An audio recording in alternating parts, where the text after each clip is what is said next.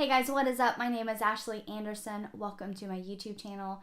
My goal for this video is to help you choose the right happy planner for you. The one that you just fall in love with, like it's perfect for you and it makes you excited to plan a happy life. So I really wish someone would have made a video like this whenever I first started shopping for a happy planner, because I wouldn't probably have a bunch of planners laying around that are not being used, because I don't necessarily like that specific planner for various reasons, which we'll talk about. And I don't want that to happen to you. I don't want you to waste your money and energy and time and stuff trying to find a planner and you're just constantly all over the place. And let me tell you, the Happy Planner has a ton of planners, so it can get very overwhelming. It's like, which one do I choose? So my goal is to help you choose the right planner for you. Now, I do want to say, I'm not here to tell you that you need to go buy a specific planner, like this is the one for you, this is the one you're going to need, you're going to fall in love with it, because that's not the case. I don't know you, I don't know your style, I don't know, what you like, what you don't like, or what all you're planning for. So my goal is to just kind of guide you and give you some ideas and some things to think about before you go out and just purchase one like I did, and then you've got planners sitting around that you never use. Okay, so the first thing I want you to think about is what size Happy Planner is right for you. Now, it comes in 3 different sizes. They have a mini, a classic, and a big Happy Planner. The mini it's a mini planner. It's small, it's tiny, it's cute. The classic planner is just your normal, average size planner, and then the big one is obviously a big planner. If someone come to me and they said, like I said, I'm not trying to tell you which planner to get, but if someone come to me and they said, hey Ashley, what size planner do you recommend? I would say to start with a classic size Happy Planner. And here's why. If you get into this planner and you realize, okay, you know what, this is too big for me, I don't need this much room, you know that you need to get a mini. Or if you're inside of this planner and you're like, I need way more room, I've got a lot of things going on, I need way more space to plan with, you can get a big size planner. Versus if you start with a mini, but really you needed a big and you ended up buying a classic, then you end up buying a big, you've got planners sitting around that you just don't use.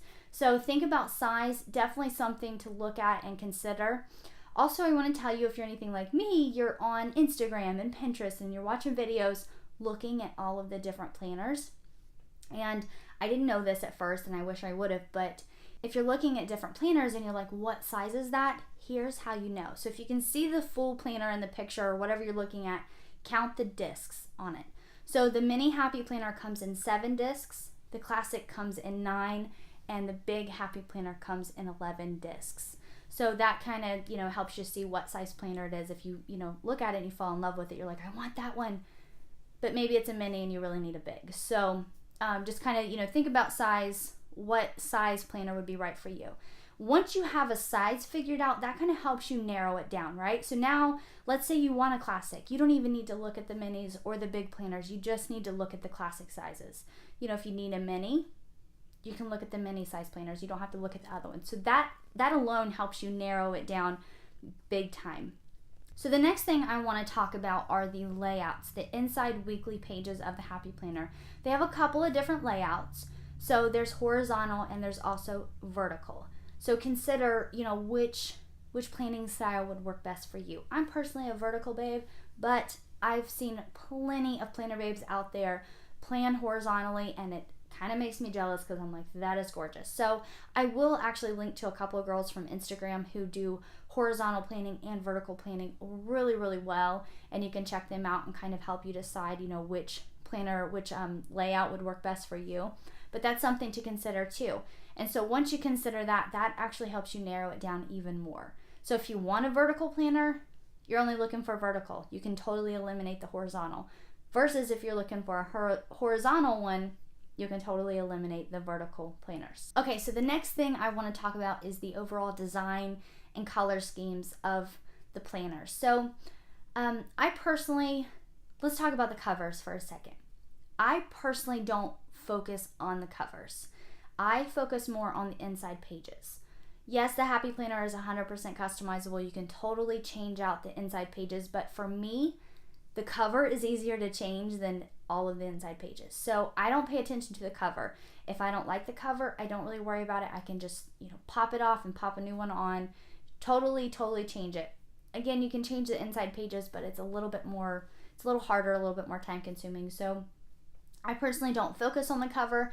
Now, if you want to focus on the cover, absolutely. If the cover is important to you, maybe you don't want to go out and buy, a bunch of different covers, definitely check out the covers. I'm not saying just to totally not do it, because I don't, but check those out. See, if the cover is really, if that matters a whole lot to you, or if you're okay with maybe buying a couple extra covers to have just to change those out.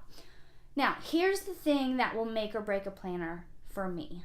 I know what size I like, I know what layout I want, but the thing that literally will either help me to fall in love with this planner or totally drive me away are the weekly pages. More specifically, it's the colors of the weekly pages. So as you can see here, the inside colors of this planner are pink and green and black and all kinds of different colors, and that does not work for me. I cannot stand that. For me personally, when I go to sit down every single week to plan, I feel like I have to color coordinate to those colors. So when I use a sticker, let's say the inside pages are pink, I feel like I've got to incorporate pink stickers. And it kind of, to me, makes me feel confined and like the planner's controlling me versus me controlling my planner. That might sound totally weird, and it's like, that's crazy. Maybe that doesn't bother you one bit, but that drives me insane. I personally love to have just black lines because I can do any colors, anything that I want to with it. I don't have to color coordinate. So I really do want you to think about that. I actually have quite a few planners sitting over here on a desk that I never use because the inside pages are different colors. I didn't even think about it when I first bought these planners until I started to get in them, and I'm like, this is not going to work for me. I actually dread December coming because the planner that I fell in love with, it ends in December. And so I'm like, no, I got to start shopping for new planners.